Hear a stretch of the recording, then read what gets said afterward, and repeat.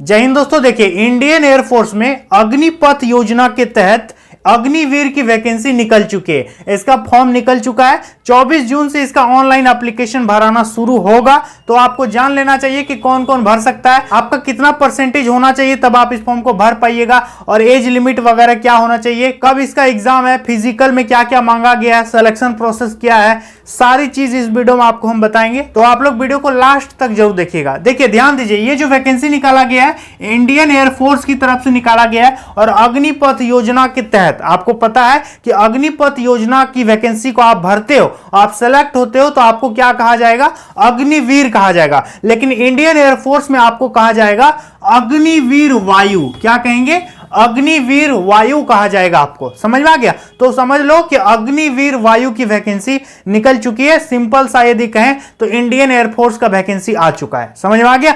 ध्यान दीजिए। तो देखिए, सबसे पहले बात करें इसका ऑनलाइन एप्लीकेशन कब से कब तक भराएगा, तो ध्यान दीजिएगा, बहुत ही इंपॉर्टेंट है। तो ध्यान से सुनिए, क्योंकि इसका डेट जो है बहुत ही शॉर्ट रखा गया। आपको बहुत जल्द एप्लीकेशन को भरना पड़ेगा, नहीं तो सर्वर स्लो हो जाएगा। ध्यान दीजिए, इस पे लिखा है कि 24 जून से लेकर के 5 जुलाई तक, बहुत कम टाइम है। 24 जून से 5 जुलाई तक, यानी इधर 6 दिन और इधर 5 दिन, सिर्फ 11 दिन ही आपको दिया गया है फॉर्म को भरने के लिए। जैसे ही फॉर्म खुलेगा आप लोग फटाफट से फॉर्म को भरिएगा। जुलाई आने का इंतजार मत कीजिएगा, नहीं तो फॉर्म जो है आप लोग डेट रहते हुए भी नहीं भर पाओगे। इतना सर्वर इसका स्लो हो जाएगा, क्योंकि इतना शॉर्ट टाइम दिया गया है। उतने सारे स्टूडेंट्स अप्लाई करेंगे तो इस पर ट्रैफिक एकदम बना रहेगा और सर्वर स्लो हो जाएगा, फिर आपका अप्लाई करने में दिक्कत होगा।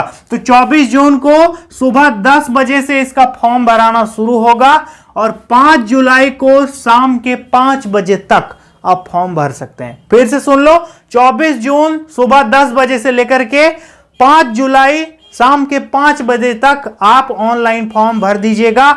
यही इसका डेट रखा गया है, बहुत कम डेट दिया गया है। समझ में आ गया? तो ये डेट का बात खत्म हो गया। इसके बाद बात करेंगे इसको भरने के लिए एप्लीकेशन फी कितना लगेगा, तो पैसा आपको कितना देना पड़ेगा। तो ध्यान दीजिए, इस पे 250 रुपया का पेमेंट रखा गया है।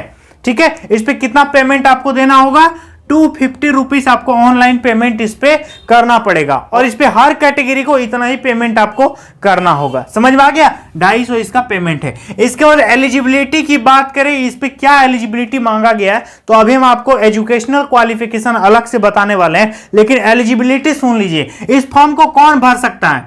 ओनली अनमैरिड मेल कैंडिडेट इसको भर सकते हैं।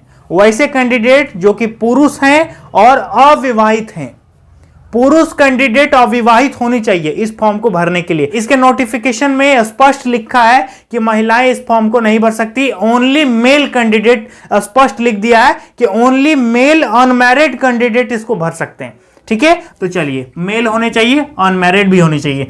एज की बात करें, यानी डेट ऑफ बर्थ आपका कब से कब तक होना चाहिए, तो ध्यान दीजिएगा, आपका डेट ऑफ बर्थ 29 दिसंबर 1999 से, ध्यान से सुनो, 29 दिसंबर 1999 से 29 जून 2005 के बीच। फिर से सुन लो, 29 दिसंबर 1999 के बाद और 29 जून 2005 के पहले आपका डेट ऑफ बर्थ होना चाहिए। इस बीच में आपका डेट ऑफ बर्थ यदि है, तब आप इस फॉर्म को भर सकते हैं। यदि किसी का डेट ऑफ बर्थ यही है, 29 दिसंबर 1999 है, या फिर किसी का डेट ऑफ बर्थ 29 जून 2005 है, तो वो भी भर सकते हैं। मतलब ये दोनों डेट को भी शामिल किया जाएगा, प्लस में इसके बीच में यदि आप आते हैं तब आप इस फॉर्म को भर सकते हैं। Is that clear? चलिए, अब बात करते हैं दोस्तों, इसका सिलेक्शन टेस्ट जो है कब लिया जाएगा, इसका एग्जाम कब होगा, तो 24 जुलाई 2022 ऑनवर्ड्स। विज्ञापन में लिखा है कि 24 जुलाई 2022 ऑनवर्ड्स, यानी 24 जुलाई को आपका इसका रिटर्न टेस्ट होने वाला है। समझ में आ गया? तो ये क्लियर हो गया कि 24 जुलाई को आपका परीक्षा है। इसके बाद बात करें एजुकेशनल क्वालिफिकेशन के बारे में, तो ध्यान दीजिएगा, इसके लिए हम आपको नोटिफिकेशन दिखाते हैं कि एजुकेशनल क्वालिफिकेशन क्या क्या मांगा गया है। इसके बाद ये सब भी अभी हम आपको समझाते हैं। तो दोस्तों, आप देख सकते हैं, ये इसका ऑफिशियल नोटिफिकेशन है, और इस पे एजुकेशनल क्वालिफिकेशन दिया है। पॉइंट नंबर 3, इस पे सबसे पहले आपको हम बता दें कि इस पे साइंस वाले विद्यार्थी भी भरेंगे, और जो अदर देन साइंस यानी आर्ट्स कॉमर्स ऐसे स्टूडेंट हैं तो वो भी इस फॉर्म को भर सकते हैं। ध्यान दीजिए, सबसे पहले ए नंबर देखिए कि साइंस सब्जेक्ट वाले जो स्टूडेंट हैं उनका क्या क्या होना चाहिए। तो आपका 10+2 आपका होना चाहिए। इक्विवेलेंट आपका कोई भी मतलब इंटर लेवल का आपके पास डिग्री होनी चाहिए, इंटर या इंटर लेवल, ठीक है, जो समकक्ष डिग्री है इक्विवेलेंट यहाँ पर लिखा है, तो आपका उस पर होना चाहिए मैथमेटिक्स, फिजिक्स और इंग्लिश, ठीक है। और इसका एग्रीगेट मार्क्स यानी इंटरमीडिएट में आपका टोटल मार्क्स 50% होना चाहिए, ठीक है। और बाकी इंग्लिश में भी 50 नंबर आपका होना ज़रूरी है, ठीक है।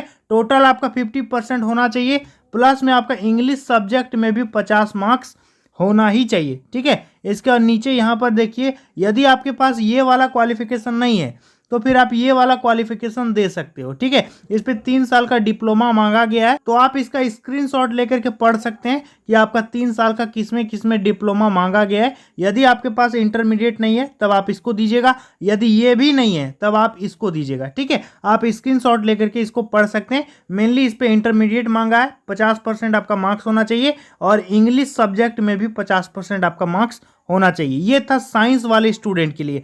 अब बात करें जो नॉन साइंस वाले स्टूडेंट हैं उनका क्या मांगा गया है। देखिए, जो साइंस से नहीं किए हैं इंटरमीडिएट, उनका मांगा गया है कि 10+2 आपका होना चाहिए। इसके साथ साथ आपका जो है टोटल मार्क्स 50% होना चाहिए, प्लस में आपका इंग्लिश में भी 50% मार्क्स होना चाहिए, ठीक है। यहाँ पर लिखा है passed intermediate 10+2 in any subject approved by central state board listed member with 50% marks in aggregate and 50% marks in English. समझ में आ गया? तो आपको एजुकेशनल क्वालिफिकेशन समझ में आ गया दोस्तों कि कौन कौन इस फॉर्म को भर सकते हैं। चलिए बात करते हैं इसका सिलेक्शन प्रोसेस क्या रहने वाला है। तो देखिए, सिलेक्शन प्रोसेस की बात करें तो सबसे पहले आपका रिटन टेस्ट आपका लिया जाएगा और इस पे फिजिकल टेस्ट भी होगा, ठीक है। फिजिकल भी होगा और रिटर्न भी होगा, लेकिन सबसे पहले आपका रिटर्न टेस्ट होगा। अब बाकी मेडिकल तो होगा ही होगा, वो तो हम लिखे नहीं है। डॉक्यूमेंट वेरिफिकेशन तो होगा ही होगा, उसको हम नहीं लिखे हैं। मेनली क्या क्या होगा, आपका ऑनलाइन टेस्ट आपको देना पड़ेगा, कंप्यूटर में सीबीटी एग्जाम होगा, इसके बाद आपका फिजिकल टेस्ट लिया जाएगा। और बाकी जो मेडिकल होता है, डॉक्यूमेंट वेरिफिकेशन होता है, सर्टिफिकेट वगैरह आपका चेक करेगा, वो तो यूजुअली सभी डिफेंस एग्जाम्स में होते हैं, जो कि इसमें भी होगा। मेनली आपका यही जानना है कि ऑनलाइन टेस्ट भी होगा और फिजिकल टेस्ट भी आपका होगा। समझ में आ गया? इसके बाद बात करें रिटर्न टेस्ट में क्या क्या आएगा, रिटर्न टेस्ट का सिलेबस क्या है, तो ध्यान से देखिए। अब बात करें दोस्तों इसके सिलेबस के बारे में, ऑनलाइन टेस्ट में क्या क्या इस पे पूछा जाएगा। तो देखिए, सबसे पहले यहां लिखा है साइंस वाले जो विद्यार्थी हैं, जो साइंस सब्जेक्ट से अपना इंटरमीडिएट किए हैं, उनके लिए क्या है, ध्यान दीजिएगा। तो सबसे पहले साइंस वालों का देखते हैं। देखिए, total duration of the test will be 60 minute आपका टाइम दिया जाएगा, और आपका क्वेश्चन देगा इंग्लिश से, फिजिक्स से, मैथमेटिक्स से, और 10+2 सीबीएसई लेवल का आपका सिलेबस इस पे रहने वाला है, ठीक है। और इन सेक्शन से आपका क्वेश्चन आएगा एग्जाम में, समझ में। और जो अदर देन साइंस है, यानी वैसे विद्यार्थी जो कि अपना इंटरमीडिएट साइंस से नहीं किए हैं, उनका क्या होगा, देखिए, उनका जो एग्जाम होगा 45 मिनट का आपका परीक्षा होगा, और आपका इंग्लिश रहेगा उस पर 10+2 लेवल का, और आपका रीजनिंग से क्वेश्चन आएगा, जनरल अवेयरनेस से क्वेश्चन आएगा, जिसको शॉर्ट में RAGA, ठीक है, इसको रागा कहेंगे। तो ये इससे आपका क्वेश्चन आएगा। सी नंबर में देख सकते हैं, सी नंबर में क्या है, और सी नंबर में है कि science subjects and other than science subjects, दोनों को मिलाकर किस पे लिखा है। टोटल ड्यूरेशन आपका एग्जाम का होगा 85 minute and sale comprise of English, physics and mathematics as per 10+2 CBSE syllabus, reasoning and general awareness. समझ में आ गया? तो यदि आप दोनों मिला करके भरते हैं तब आपका ये सिलेबस रहने वाला है सी नंबर में। समझ में आ गया? इसका नीचे में देखिए डी नंबर में क्या लिखा है कि मार्किंग पैटर्न लिखा है कि 1 मार्क फॉर करेक्ट आंसर आपको दिया जाएगा, और 0 मार्क्स फॉर एन अनअटेम्प्ट, मतलब यदि अटेम्प्ट नहीं कीजिएगा तो आपको कुछ भी मार्क्स नहीं मिलेगा। और नेगेटिव मार्किंग इस पे 0.25 का इस पे नेगेटिव मार्किंग होने वाला है, ठीक है। तो आपको रिटर्न टेस्ट का सिलेबस समझ में आ गया। अब बात करें दोस्तों इसका फिजिकल टेस्ट में हाइट और चेस्ट वगैरह कितना कितना मांगा गया है, तो आपको हम नोटिफिकेशन दिखाते हैं कि इस पे कितना हाइट और कितना चेस्ट होना चाहिए। तो अब बात करें दोस्तों इसका हाइट और चेस्ट के बारे में, तो ध्यान दीजिएगा, इस पे हाइट आपका मांगा गया है 152.5 सेंटीमीटर आपका मिनिमम हाइट होना चाहिए, और आपका चेस्ट जो है 5 सेंटीमीटर आप एक्सपेंशन कर सकते हैं। तो दोस्तों जैसा कि आपने देखा कि ये सारी एलिजिबिलिटी यदि आपके पास है तब आप इस इंडियन एयरफोर्स के अग्निवीर पोस्ट के लिए फॉर्म को भर पाइएगा। और इस रिलेटेड यदि किसी भी प्रकार की कोई आपको जानकारी चाहिए मुझसे तो आप मुझे कमेंट सेक्शन में बता सकते हैं। हम मैक्सिमम कोशिश करेंगे कि आपका कमेंट के रिलेटेड हम वीडियो बना दें। ठीक है, तो चलिए मिलते हैं नेक्स्ट वीडियो में बहुत जल्द। तब तक के लिए बहुत बहुत धन्यवाद।